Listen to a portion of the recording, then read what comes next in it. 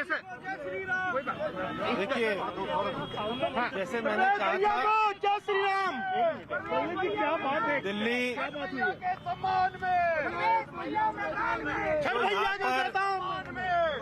जो यहाँ पर आईटीओ छठ घाट की समिति है, उसको यहाँ के जो डीएम है, दिल्ली सरकार के अधिकारी हैं, उन्होंने बुलाया था और उनको ये चेतावनी दी कि हम आपको यहाँ पर छठ पूजा नहीं करने देंगे।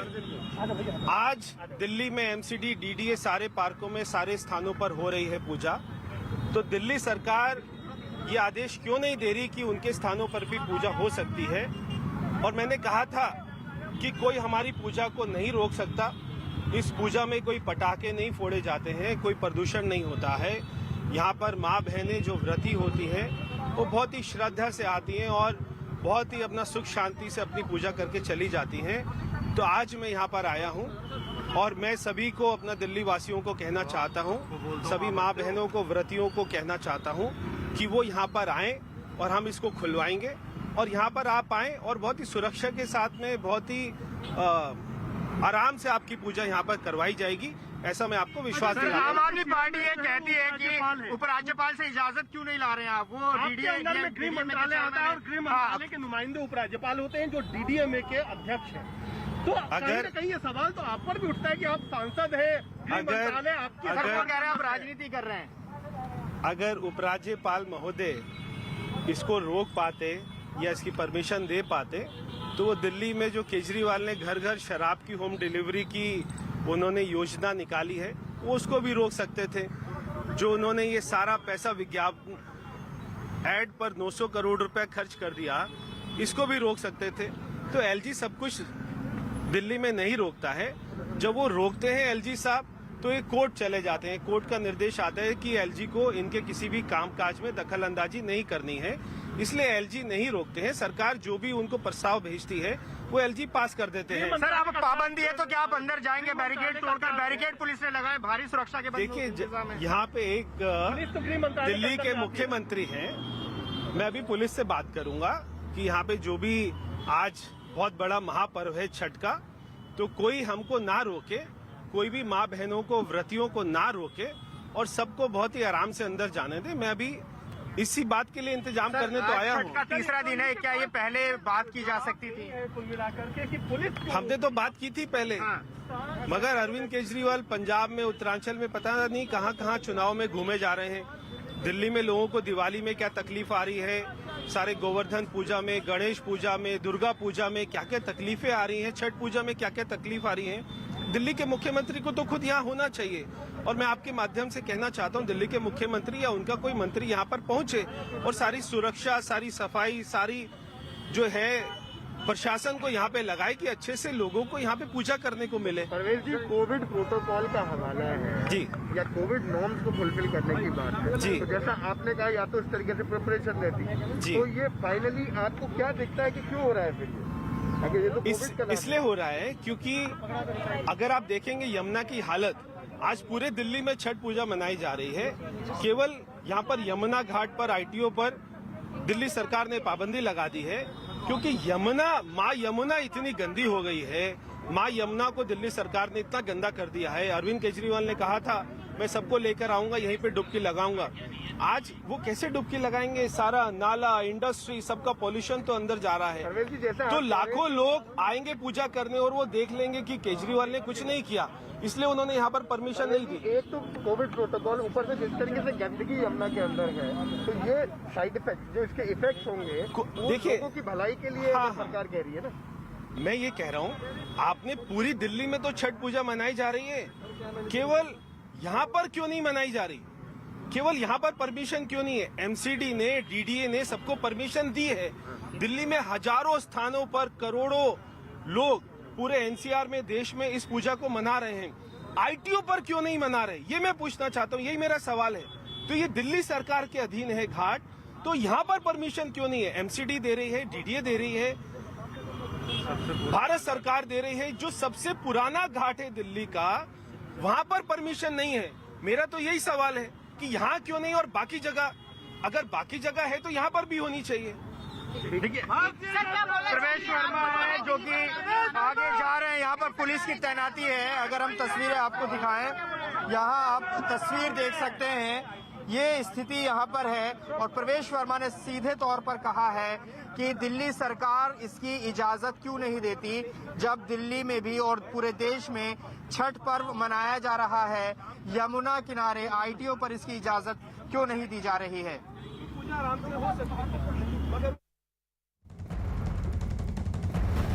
तो देखिए किस तरीके से लगातार सियासत हो रही है इस पूरे मसले को लेकर। यमुना घाट में जो स्थितियां इस वक्त पैदा हो गई हैं, आईटीओ पे पहुंचे हुए हैं इस वक्त बीजेपी नेता प्रवेश वर्मा, और उन्हीं को आप सुन रहे थे। उन्होंने खुद केजरीवाल सरकार से पूछा कि इतना पैसा आपको दिया गया, वो विज्ञापनों में क्यों लगाया गया, वो पैसा कहाँ गया, और अब तक यहाँ की सफाई क्यों नहीं हुई। और जब सभी स्थानों पर छठ पर्व मनाया जा रहा है, क्योंकि महापर्व इसको कहा जाता है, तो आखिर आईटीओ पर छठ पर्व क्यों नहीं मनाने दिया जा रहा है। इसी को लेकर उन्होंने आज 11 बजे उन्होंने कहा था पहले ही कि वो आईटीओ में जहाँ यमुना घाट है वहाँ पहुंचेंगे जरूर और छठ व्रतियों की निगरानी करेंगे कि उनको ठीक ढंग से छठ व्रत मनाया जा सके। देखिए इस वक्त हमको दिल्ली के कालिंदी कुंज में मौजूद है और यमुना घाट की तस्वीरें दिखाते हैं। बद से बदतर बनती हुई ये यमुना नदी की तस्वीरें आप देखिए। ये सफेद झाग जो इस वक्त इस पर तैर रहा है, और अगर मैं अपने कैमरा पर्सन गणेश से कहूँ, देखिए ये झाग की पूरी एक परत जम गई है यहाँ पर। इसके नीचे पानी है भी या नहीं, ये अंदाजा लगाना बेहद मुश्किल है। अगर सीधे किसी को ऐसे ही ये तस्वीरें दिखा दी जाएं तो वो कहेंगे कि अंटार्कटिका की तस्वीरें हैं, क्योंकि बर्फ के गोले जैसे लग रहे हैं, बर्फ के हिस्से जैसे लग रहे हैं। लेकिन वास्तव में ये वो खतरनाक झाग है जो इस वक्त यमुना नदी में तैरता हुआ दिख रहा है। और देखिए ये बैरिकेड्स आप देख रहे होंगे, ये बैम्बू की जो बांस की लकड़ियां होती है उनको जोड़कर बैरिकेड बनाया गया है और चारों तरफ इसको। और प्रवेश वर्मा के साथ इस वक्त जावेद हमारे साथ मौजूद है। जावेद, क्या तस्वीरें हैं, क्या दिखाना चाहेंगे? यमुना पर पाबंदी है तो क्यों आप यहाँ आए हैं छठ पूजा करने के लिए? कोविड का हवाला दिया गया है, डीडीएमए ने पाबंदी लगाई है, क्यों यहाँ पर आप आए हैं पूजा करने के लिए? देखिए कोविड का हवाला तो पूरे देश में ही है। ऐसा नहीं कि पूरे देश में छठ पूजा नहीं हो रही है। और पूरे दिल्ली में भी जितने भी एमसीडी के पार्क हैं, जितने भी डीडीए के पार्क हैं, भारत सरकार के जितने अधीन जो भी जगह है, सब जगह छठ पूजा हो रही है। मगर दिल्ली सरकार के जो अधीन जहाँ पर भी स्थान है वहाँ पर परमिशन नहीं दी जा रही। ये जैसे यमुना पे अभी आप अंदर जाके देखेंगे कि कितना इंडस्ट्री का यहाँ पे अपना गंद आता है। तो केजरीवाल को ये लगता था कि यहाँ पे लाखों लोग आएंगे, अपनी पूजा करेंगे, तो वो इस असलियत को देख लेंगे कि उन्होंने यमुना की सफाई में, माँ यमुना की सफाई में कोई काम नहीं किया। आज भी माँ यमुना उतनी गंदी जितना 20 साल पहले गंदी थी। सर लेकिन आम आदमी पार्टी ये कह रही है कि एलजी को अपॉइंट करती है बीजेपी, आप उनके पास क्यों नहीं जाते इसकी इजाजत लेने के लिए? आप सिर्फ राजनीति कर रहे हैं, ये आरोप आम आदमी पार्टी का आप पर। मैं आम आदमी पार्टी से कहना चाहता हूँ, केजरीवाल से कहना चाहता हूँ कि वो आज से काम करना छोड़ दें और वो सारी एलजी साहब को ही बोलें कि वही सारे काम करते रहें। आज से वो काम करना छोड़ ही दें। अगर सारे काम एलजी साहब नहीं करने, तो आपको याद होगा शीला दीक्षित जी जब मुख्यमंत्री होती थी तब शीला दीक्षित के ऊपर में आरोप लगाते थे कि वो काम नहीं कर रही हैं और ये कहते थे मुख्यमंत्री की इतनी ताकत होती है। मेरे पिताजी भी मुख्यमंत्री थे, मैं जानता हूँ मुख्यमंत्री की क्या ताकत होती है। अगर मुख्यमंत्री दिल्ली के जो सारे सिविल डिफेंस के लोग सारे रेड लाइट पर खड़े हैं, इनकी वो कोई योजना बनाता, यहाँ पे हजारों अपने कार्यकर्ताओं को भेजते और सबकी अच्छे से प्रोटोकॉल करते और यहाँ पे सैनिटाइजिंग मशीन लगाते, सबको मास्क देते, तो अच्छे से पूजा हो सकती थी। मगर वो बिजी है पंजाब और उत्तरांचल में इलेक्शन लड़ने में। दोनों चीजें हैं, कोविड प्रोटोकॉल के साथ साथ टॉक्सिक फोम भी नजर आ रही हैं। आपको नहीं लगता कि अगर यहाँ उसमें डुबकी लगाई जाती तो एक उनके लिए भी नुकसान है जो छठ मनाते हैं? तो ये काम तो केजरीवाल का था ना, उसको ये सारा साफ करना चाहिए था। हमने जो यहाँ पे छठ घाट है, वहाँ पर व्यवस्था कराई है, वहाँ पे साफ पानी है। और मैं सभी माँ बहनों को, व्रतियों को कहना चाहता हूँ वो बहुत ही श्रद्धा से आए। मैं आपकी सुरक्षा की पूरी जिम्मेदारी लेता हूँ, पूरा आपको विश्वास दिलाता हूँ, आप यहाँ पे आएं और अपनी पूजा करें। सर आप आम लोगों को अपील कर रहे हैं, लेकिन यहाँ पुलिस की बैरिकेड्स नजर आ रही है, अर्धसैनिक बल है, कैसे जाएंगे आप? और जो आम लोगों को आप कह रहे हैं वो कैसे जाएंगे? सर मुझे पूरा विश्वास है कि पुलिस या कोई भी बल जो भी यहाँ पे दिखाई दे रहा है वो हमें हमारी पूजा करने में विघ्न नहीं डालेगा। सर उन्हें तो कानून का पालन करना है, आदेश का पालन करना है। आदेश डीडीएमए ने जारी किए हैं कि यहाँ किसी को नहीं जाने देना। हमें भगवान ने आदेश दिया है, भगवान ने कहा है कि जाइए पूजा करिए, तो हम तो भगवान के आदेश का पालन करें। बिल्कुल अंदर। देखिए प्रवेश वर्मा कह रहे हैं कि वो अंदर जाएंगे, यहाँ पुलिस और अर्धसैनिक बलों से उम्मीद नहीं है कि वो उन्हें रोकेंगे। तो ये स्थिति मैं आपको दिखाना चाहूंगा। यहाँ देखिए कि यहाँ बैरिकेड्स लगाए गए हैं, आईटीबीपी के जवान हैं, पुलिस तैनात है। तो ये स्थिति यहाँ पर बन गई है। सोमवार को भी प्रवेश वर्मा ITO घाट पहुंचे थे, साफ सफाई की थी, पूजा पाठ किया था और आज फिर वो यहाँ छठ पूजा मनाने के लिए पहुंचे हैं, छठ पूजा के लिए पहुंचे हैं, लेकिन यहाँ अनुमति नहीं है यमुना किनारे। अब देखना है कि पुलिस और अर्धसैनिक बल क्या उन्हें रोकते हैं, इस पर नजर रहेगी। जी बिल्कुल जावेद, तो देखिए प्रवेश वर्मा को आप सुन रहे थे, उन्होंने सारे सवालों के जवाब मांगे हैं खुद केजरीवाल सरकार से और तमाम जो व्रती महिलाएं हैं उनसे आग्रह किया है कि वो ITO पहुंचे। 11 बजे खुद उन्होंने ऐलान किया था कि वो ITO पहुंचेंगे, वो पहुंच गए हैं। लेकिन देखिए यहाँ यमुना घाट में हम खुद मौजूद हैं, किस तरीके से अब सफाई की जा रही है। पहले तो तस्वीरें देखिए, ये बद से बदतर हालात में पहुंच चुकी है इस वक्त यहाँ पर यमुना नदी। और ये बैरिकेड्स जो इस वक्त आप देख रहे हैं, बैम्बू की जो लकड़ियां हैं उनको जोड़कर यहाँ पर इनको कोशिश की गई है कि जो यमुना का जो सफेद झाग है ये अंदर की तरफ ना आए, इसको डाइवर्ट करने की कोशिश की गई है। और अगर मैं अपने कैमरा पर्सन से कहूँ दूर देखिए नावें कुछ खड़ी की गई हैं और इन नावों के जरिए कोशिश की जा रही है इनको घुमा घुमा कर, ताकि जो सफेद झाग है इसको तितर बितर किया जा सके। तो देखिए क्या व्यवस्थाएं यहाँ पर की जा रही हैं और सोचिए इस यमुना नदी का क्या भविष्य होगा कुछ सालों बाद, जब अभी ये हालात है, जल प्रदूषण, वायु प्रदूषण हमने किताबों में पढ़ा था और आज ये सामने तस्वीरें इस वक्त आप देख रहे हैं। देखिए किस तरीके से नाव के जरिए सफाई की जा रही है, सफेद झाग को हटाने की एक कोशिश है दिल्ली प्रशासन की। और लगातार यहाँ पर जो व्रती महिलाएं हैं छठ की, वो भी यहाँ पहुँच रही हैं। और देखिए 2 तस्वीरें हमने आपको दिखाई, पहली तस्वीर में किस तरीके से सफाई अभियान चलाया जा रहा है और दूसरी तस्वीर झाग के पानी वाली। दिल्ली के कालिंदी घाट पर इस वक्त हम मौजूद हैं, जहां पर नदी में जो सफेद झाग बन गया था उसको साफ करने की कोशिश की जा रही है। ये देखिए बाढ़ नियंत्रण की तरफ से ये बोटें लगाई गई हैं और इन बोट के जरिए कोशिश ये की जा रही है कि जो सफेद झाग यमुना नदी में हमें पिछले 2-3 दिनों से देखने को मिल रहा है उसको साफ करने की कोशिश की जा रही है। आज छठ पर्व का दिन है, शाम को डूबते सूरज को अर्घ देना है और उसको लेकर तैयारी जरूर की जा रही है। हालांकि साफ तौर पर DDMA का ये कहना है कि छठ घाट पर छठ मनाने की इजाजत नहीं होगी, इसके लिए वैकल्पिक घाट बनाए जाएंगे। लेकिन कुछ दिन पहले कल की बात करें तो कल यहाँ पर महिलाएं आई थी जो कि यहाँ पर पूजा पाठ करने आई थी, स्नान करने आई थी और ऐसी तस्वीरें आई थी कि यहाँ पर जो सफेद झाग है वो काफी ज्यादा बन गया था, क्योंकि पिछले कई दिनों से जल बोर्ड की तरफ से भी ये कहा जा रहा है कि अमोनिया की मात्रा बढ़ गई है और इस तरीके से यमुना नदी जो है बहुत ज्यादा प्रदूषित हो गई है। और यही वजह है कि अब उस सफेद झाग को कम करने की कोशिश की जा रही है। लगातार देखिए जो बोट्स हैं वो लगाई हैं दिल्ली सरकार ने। दिल्ली में करीबन 15 से 16 बोट्स इस तरह की लगाई गई हैं। 2 बोट्स में रस्सियों के जरिए कोशिश ये की जा रही है कि पूरे घाट में जो सफेद झाग आपको दूर दूर तक नजर आ रहा है उसे। और इस वक्त की बड़ी खबर की तरफ रुख करेंगे। राजस्थान के बाड़मेर में बड़ा सड़क हादसा हुआ है और इस सड़क हादसे की वजह से 6 लोगों के मरने की ये खबर सामने आ रही है। बस और ट्रक के बीच में जोरदार टक्कर हुई, जिसके बाद ये दर्दनाक हादसा यहाँ पर हुआ है, जिसमें 6 लोगों की जिंदगी मौत में तब्दील हुई है। इस वक्त की बड़ी खबर आप तक पहुंचा रहे हैं। बेहद दर्दनाक सड़क हादसा यहाँ पर हुआ है और इसमें बस और ट्रक की टक्कर बताई जा रही है और ये जोरदार टक्कर इतनी ज्यादा थी कि इसके बाद बस में आग लग गई और इसमें 6 लोगों को अपनी जान गंवानी पड़ी है। हादसे में 6 लोगों की मौत यहां पर हुई है। भवानी हमारे सहयोगी ज्यादा जानकारी के लिए। भवानी, किस तरह से ये दर्दनाक हादसा यहां पर हुआ, किस तरह से ये पूरी दर्दनाक तस्वीर सामने आ रही है? देखिए ये बाड़मेर के पचपद्रा इलाके के अंदर ये हादसा हुआ था और बस और ट्रक के अंदर ये भिड़ंत हुई थी, जिसके बाद में दोनों के अंदर ओवर स्पीड थी उस वक्त जब जो ट्रक थी वो, और उसकी वजह से दोनों के बीच में टक्कर हुई। टक्कर के बाद में उसमें 2 दर्जन सवारियां जो बस के अंदर लगभग सवार थी और अभी तक की जो जानकारी है उसके मुताबिक टोटल 6 से 7 लोग उसके अंदर जले हैं।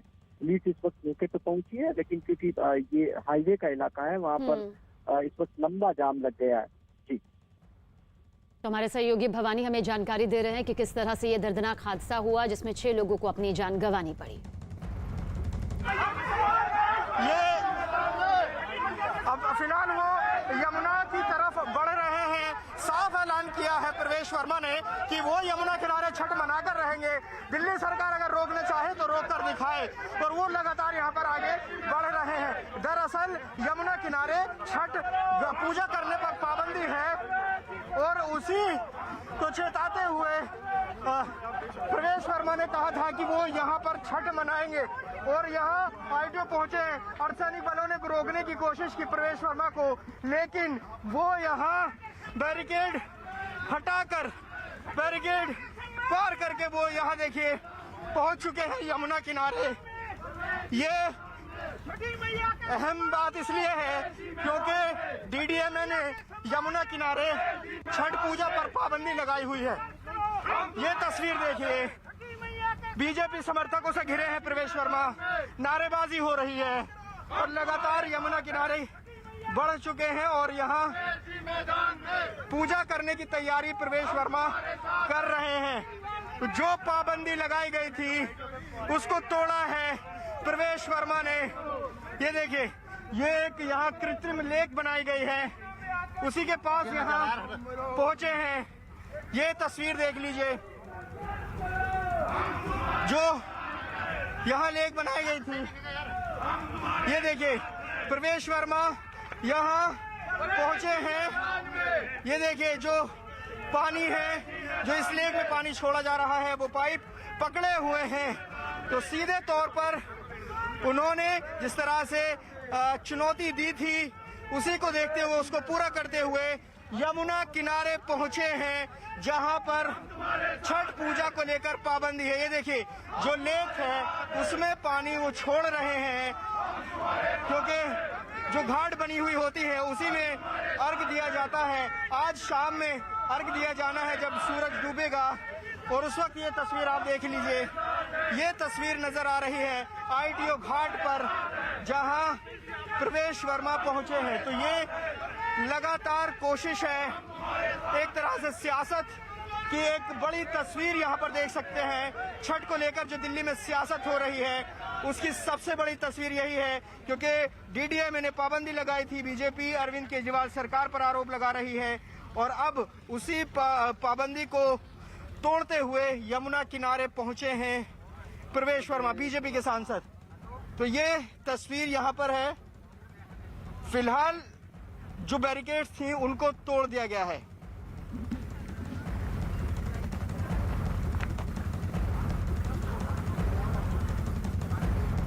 शॉट दिखाते रहे, शॉट दिखाते रहे, शॉट दिखाते।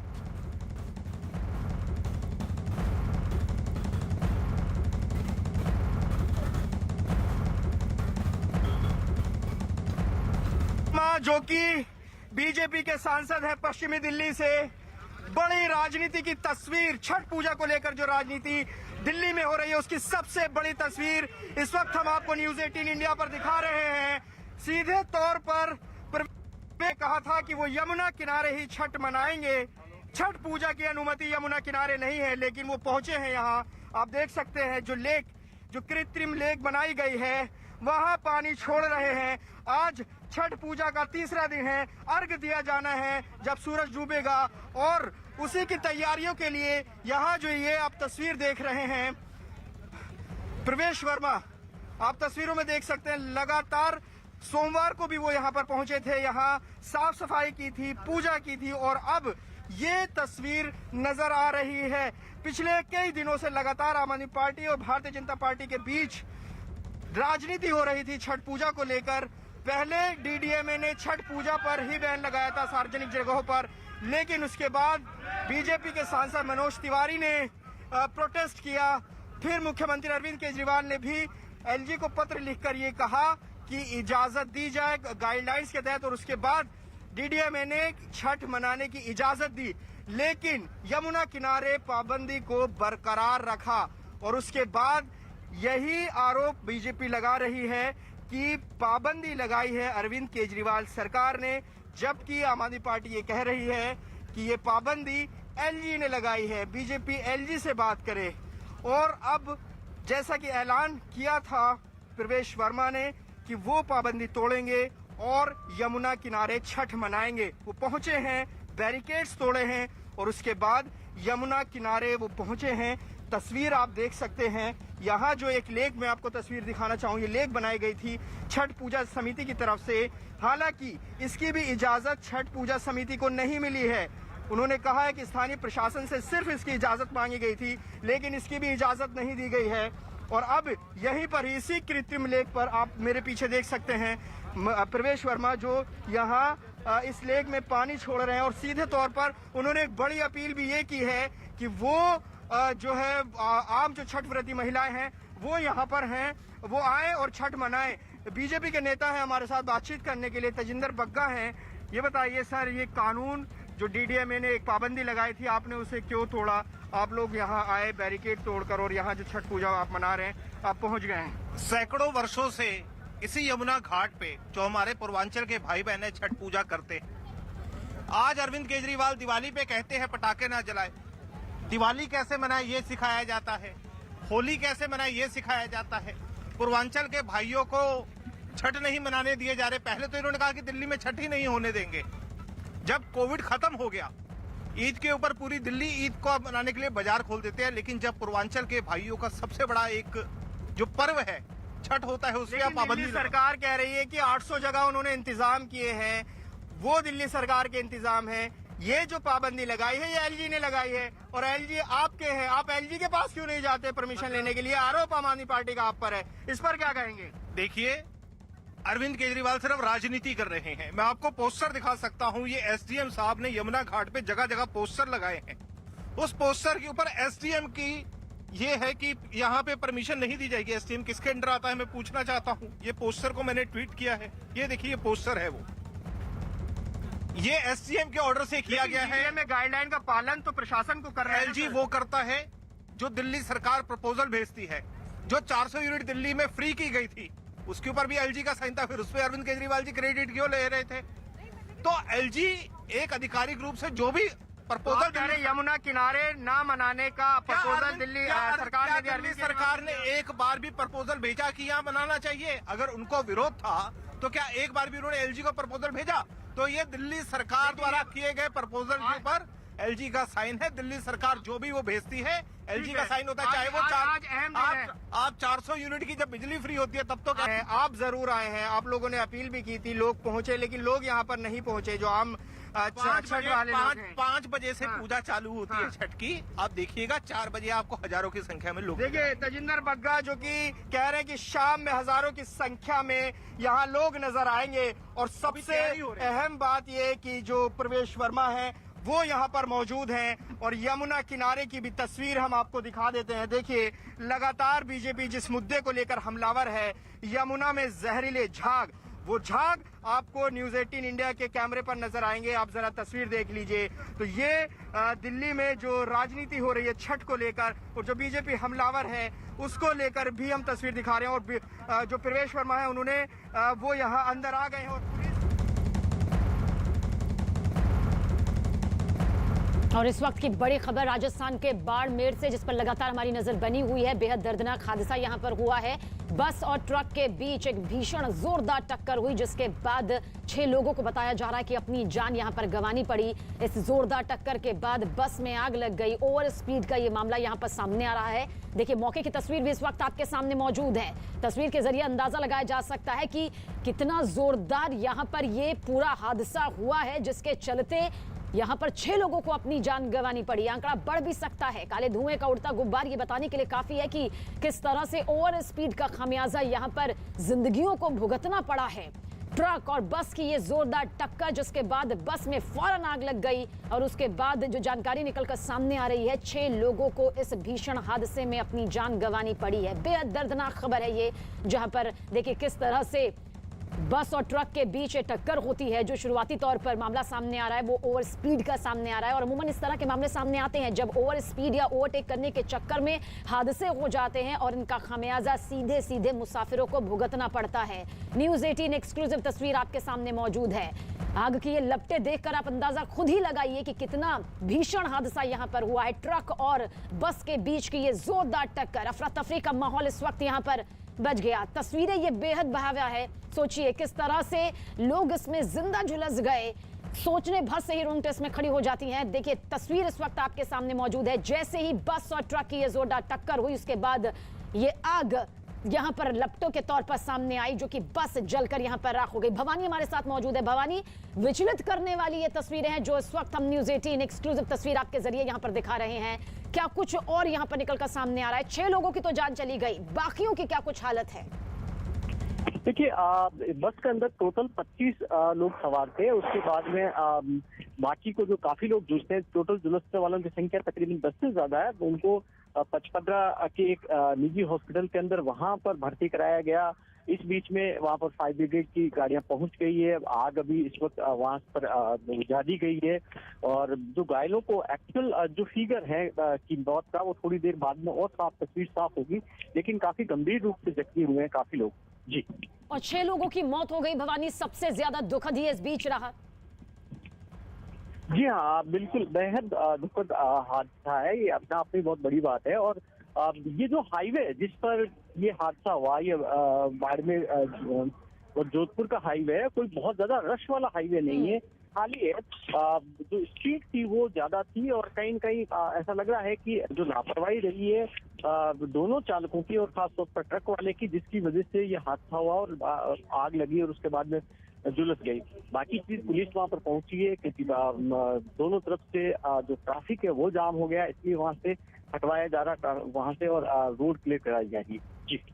आप हमारे साथ बने रहिए। भवानी, ये तस्वीरें हम दिखा रहे हैं, न्यूज़ 18 एक्सक्लूसिव तस्वीर इस वक्त आपके सामने मौजूद है। देखिए किस तरह से जब बस और ट्रक की जोरदार टक्कर हुई तो बस में आग लग गई और जब ये हादसा हुआ जिसकी ये भयावह तस्वीरें इस वक्त आप अपने टीवी स्क्रीन पर देख रहे हैं, 25 लोग, जैसा कि हमारे सहयोगी भवानी जानकारी दे रहे हैं कि उस वक्त बस में सवार थे। 10 लोग करीब इसमें झुलस गए हैं जिन्हें पास के अस्पताल में इलाज के लिए भर्ती करवाया गया है। लेकिन दर्दनाक खबर यह रही कि 6 लोगों को इस हादसे में अपनी जान गंवानी पड़ी। सोचिए किस तरह से ये जोरदार टक्कर हुई और उसके बाद काले धुएं का ये गुब्बार जो इस वक्त आप आसमान को छूते हुए देख रहे हैं, ये बता रहा है कि टक्कर बहुत जोरदार तरीके से हुई। तस्वीरें यकीनन विचलित करने वाली है। 6 लोगों की मौत यहां पर हो गई, कई लोगों के जख्मी होने की भी खबर है जिन्हें इलाज के लिए अस्पताल में भर्ती करवा दिया गया। और जैसा कि भवानी हमें जानकारी भी दे रहे हैं कि चालकों की लापरवाही का यह मामला यहां पर सामने आ रहा है। देखिए, ओवर स्पीड और ओवरटेक के मामले के चलते इस तरह से सड़क हादसे होते रहे हैं जिन पर लगाम लगाने की कोशिशें कई बार नाकाम भी साबित हो जाती हैं, क्योंकि ये जो रास्ता इस वक्त आप देख रहे हैं वो ऐसा भी नहीं है कि उबड़ खाबड़ रास्ता है जिसके चलते यहां पर यह हादसा हुआ हो। लेकिन बेहद विचलित करने वाली भयावह तस्वीर हादसे से जुड़ी। भवानी हमारे साथ बने हुए हैं। भवानी, क्या कुछ यहाँ पर मामला सामने आ रहा है, अगर कुछ जानकारी और हाथ लगी हो, क्योंकि ओवर स्पीड ओवरटेक के चलते इस तरह के मामले यहाँ पर सामने आते रहते हैं। लेकिन क्या ये सड़क कुछ ऐसी है उबड़ खाबड़ टाइप की जो फिलहाल हमें तो दिखाई नहीं दे रही है, लेकिन क्योंकि आप मौके से यहाँ पर हमें जानकारी भी दे रहे हैं, क्या कुछ इस तरह की तस्वीर नजर आती है? देखिए, पहले तो ये हाईवे है ये और ये नेशनल हाईवे, उबड़ खाबड़ कोई सड़क नहीं है और काफी अच्छा हाईवे है जहाँ पर इस तरीके के संभावना कम रहती। दूसरा है कि इस तरीके से जो ओवरटेक की कोशिश की गई है, क्योंकि इतनी बहुत ज्यादा लापरवाही की जाती तभी ये हादसा हो सकता है, क्योंकि छोटी सड़क नहीं है जहाँ पर ये दिक्कत आए। लेकिन लगता है कि ओवर स्पीड का मामला था और जिस वक्त ये हादसा हुआ उसके बाद में आप देखिए कि बस के अंदर सवारियां किस तरीके से फंस गई और आग के गुब्बार आप देख रहे हैं कि किस तरीके से ऊपर तक लपटे उठी है। कांच तोड़े गए बस के, कांच तोड़कर फिर उसके बाद में घायलों को वहां से निकाला गया और काफी मुश्किल पेश आई। हो सकता हो कि अगर वहां पर निकालने में थोड़ी जल्दबाजी और नहीं की जाती तो जो संख्या है वो मरने वालों की ज्यादा हो सकती थी। अभी वहां पर जो लोकल डिविजनल कमिश्नर वहां पर पहुंच गए हैं, वहां के लोकल एमएलए हैं वो भी वहां पर पहुंच गए हैं और अभी सबकी ये कोशिश हो रही है कि सबसे पहले कोशिश की जाए कि बेहतर इलाज मिले और कोशिश हो कि बताया जा सके इसलिए अस्पताल में, क्योंकि अब वहाँ जहाँ पर ले जाया गया क्योंकि बड़ा कोई अस्पताल वहाँ पर अवेलेबल नहीं है, निजी हॉस्पिटल के अंदर वहाँ से भर्ती कराया गया और हो सकता हो कि उसके बाद में प्राइमरी इलाज के बाद में उनको बाड़मेर रेफर किया जाए या जोधपुर रेफर किया जाए, क्योंकि वहां पर एक छोटा अस्पताल है जहां पर अभी ले जाया गया। तो अभी जो पहली प्रायोरिटी है एडमिनिस्ट्रेशन की है वो ये इस बात की है कि कितने लोगों को वहां पर इलाज मिले जिससे कि उनकी जान बचाए, जैसे कि ये प्रायोरिटी है। उसके बाद में बिल्कुल प्राथमिकता इसी बात की यहाँ पर होनी चाहिए कि घायलों को सही और पूरा इलाज वक्त पर यहाँ पर मिले। जो तस्वीरें इस वक्त यहाँ पर दिखा रहे हैं वो देखिए, अब भवानी ने भी हमें यहाँ पर जानकारी दी है कि जब ये पूरा हादसा हुआ जिसकी तस्वीर इस वक्त आप देख रहे हैं, आग का तांडव यहाँ पर देखिए, जब इस बस में आग लगी तो किस तरह से नजर आया। गनीमत ये रही कि फौरन कांच को तोड़ा गया और उसके बाद एक एक करके संभलते हुए सावधानी के साथ में यात्रियों को बाहर निकाला गया। लेकिन दुखद ये रहा, दर्दनाक ये रहा कि 6 लोगों की इसमें मौत हो गई। बेहद भीषण दर्दनाक हादसा देखिए किस तरह से यहां पर सामने आया। ये हाईवे है, कोई उबड़ खाबड़ सड़क भी नहीं है, यानी कि हाईवे में जो ओवर स्पीड और ओवरटेक का मामला सामने आता है उसमें यह मामला भी कुछ इसी तरह से फिलहाल शुरुआती नजर में दिखाई दे रहा है, जहां पर चालकों की भारी लापरवाही का खामियाजा यहां पर भुगतना पड़ा है उन यात्रियों को, उन 6 जिंदगियों को जो कि सड़क हादसे का यहां पर शिकार हो गई। ट्रक और बस की जोरदार टक्करों से जोरदार टक्कर के बाद आग की लपटें देखिए किस तरह से दिखाई दे रही हैं। 2 तस्वीरें इस वक्त आपके सामने मौजूद है।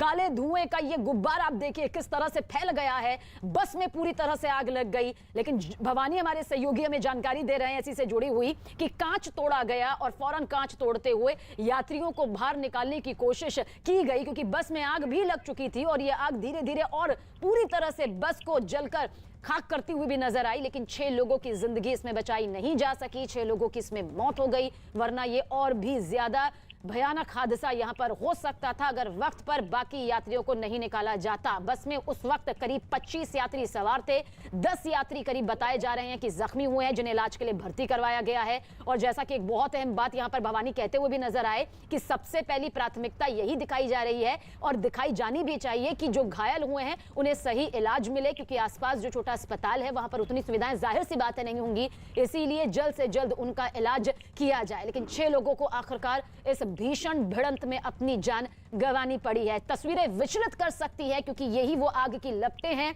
जो कि 6 लोगों की कब्रगाह बन गई, जो कि 6 लोगों की जिंदगी लील ले गई। मालूम भी नहीं होगा कि इस तरह का सफर आज मौत का सफर बन जाएगा। ये बस उनके लिए कब्रिस्तान यहां पर बन जाएगी। और देखिए आग की ये लपटें इस वक्त आपके सामने मौजूद है, हड़कंप उस वक्त मच गया, आसपास भी यहां पर लोग मौजूद है, लोकल एमएलए भी इस वक्त मौके पर मौजूद हैं।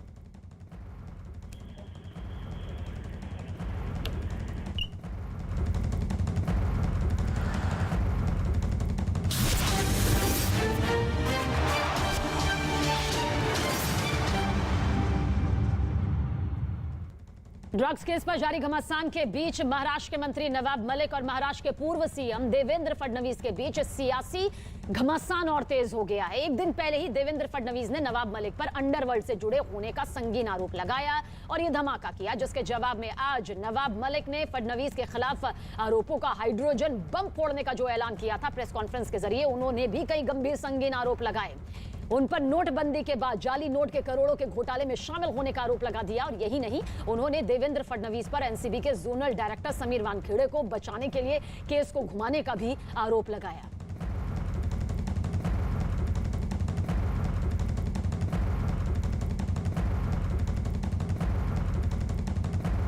जो एनसीबी में देवेंद्र जी, आप मुख्यमंत्री रहते हुए इस महाराष्ट्र में आपने सारे क्रिमिनल लोगों को सरकारी पदों पर बिठाया, जाली नोट का नेक्सस आपने चलवाया, आपने रियाज भाटी के जरिए पूरी उगाही का काम किया, आपने थाना में कमिश्नर बैठा के कंप्लेंट पूरे महाराष्ट्र की करा के उगाही का धंधा करवाया और विदेश से खुखाए गुंडे फोन करके सेटलमेंट पुलिस वाले करते थे।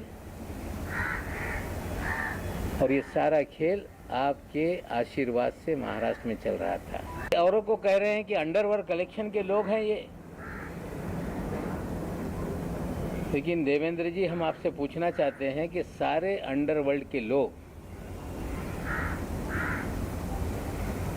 जो अंडरवर्ल्ड कनेक्टेड लोग हैं,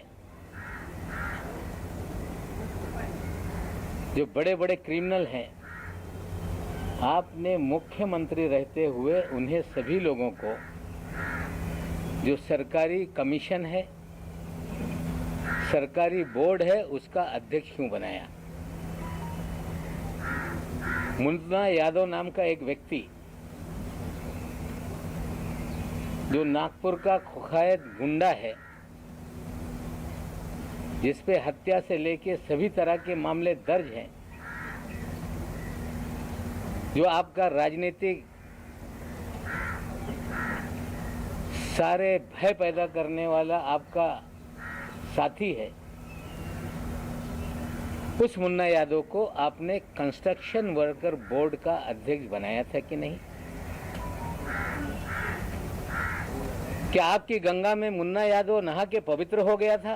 जो लड़ाई में लड़ रहा था या लड़ रहा हूं, जो एनसीबी में निर्दोष लोगों को फंसाने का, हजारों करोड़ की उगाही करने का, कहीं ना कहीं देवेंद्र जी उसको डाइवर्ट करने का प्रयास कर रहे हैं। और सिर्फ डाइवर्ट करने का नहीं, उस अधिकारी को बचाने का प्रयास हो रहा है, क्योंकि देवेंद्र जी के उस अधिकारी के पुराने संबंध हैं। 2008 में कोई अधिकारी नौकरी पे आता है और 14 साल से मुंबई शहर छोड़ता नहीं, इसके पीछे क्या राज है? तो नवाब मलिक ने कुछ देर पहले ये प्रेस कॉन्फ्रेंस करके देवेंद्र फडणवीस पर संगीन आरोप लगाए और बीजेपी की महाराष्ट्र इकाई के नेता आशीष शेलार इन्हीं आरोपों का जवाब दे रहे हैं।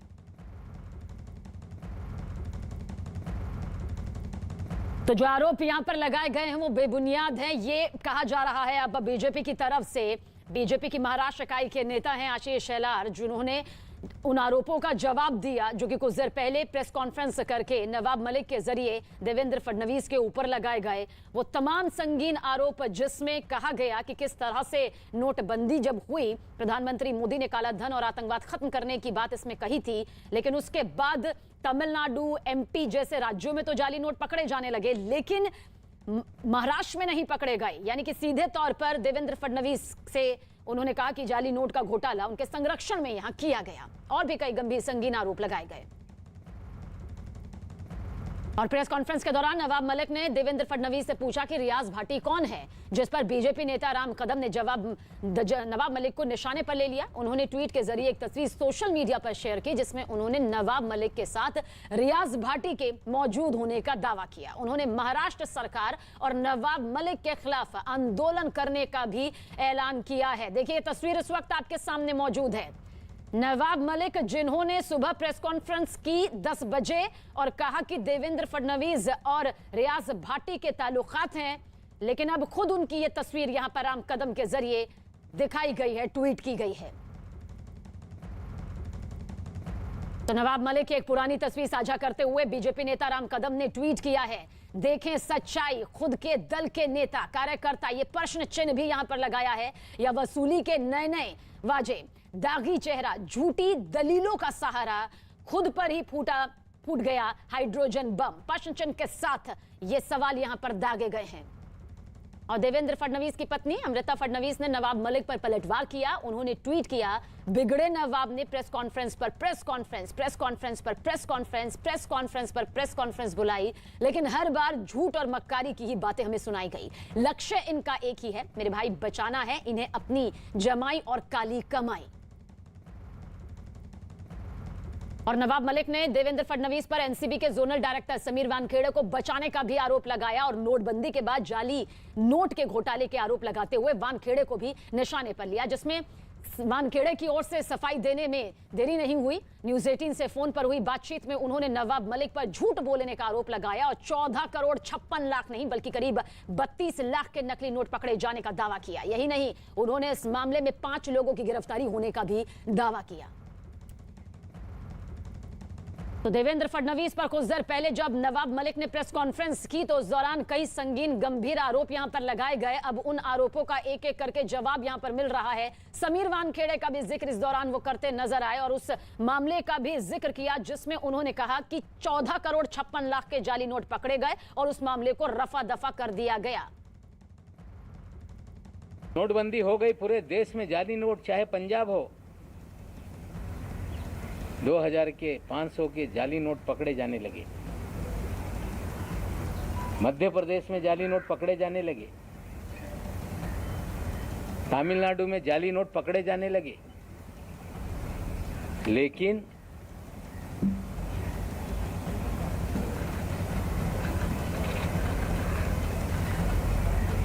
आठ अक्टूबर 2017 तक लगभग 1 साल तक महाराष्ट्र में जाली नोट का एक भी मामला सामने नहीं आया, क्योंकि देवेंद्र जी के प्रोटेक्शन में जाली नोट का खेल इस महाराष्ट्र में चल रहा था। 8 अक्टूबर 2017 को डायरेक्टर इंटेलिजेंस रेवेन्यू ने बीकेसी में एक छापेमारी की, जिसमें 14 करोड़ 56 लाख रुपए के जाली नोट पकड़े गए।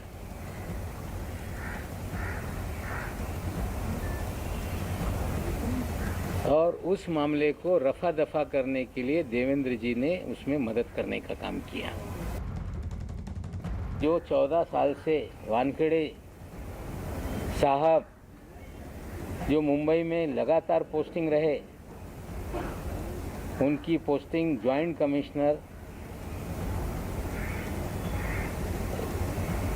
इंटेलिजेंस रेवेन्यू की 1 जुलाई 17 को हुई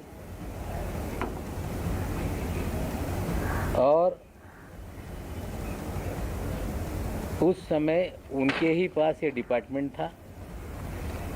ये छापेमारी या जो भी कार्रवाई हुई थी डीआरआई ने की थी और केस को हल्का करने के लिए यही अधिकारी के जरिए देवेंद्र जी ने सारी मदद की थी। हाजी अरफात के भाई का मामला रफा दफा करवाया था। ये कोई इंसिडेंट हो सकता है, लेकिन एक ही अधिकारी जिसके ऊपर गंभीर मामले चल रहे हैं, 2 एसआईटी जांच कर रही है, विजिलेंस की जांच हो रही है और उससे ध्यान भटकाने का खेल कहीं तो नहीं, ये भी सवाल खड़े होते हैं।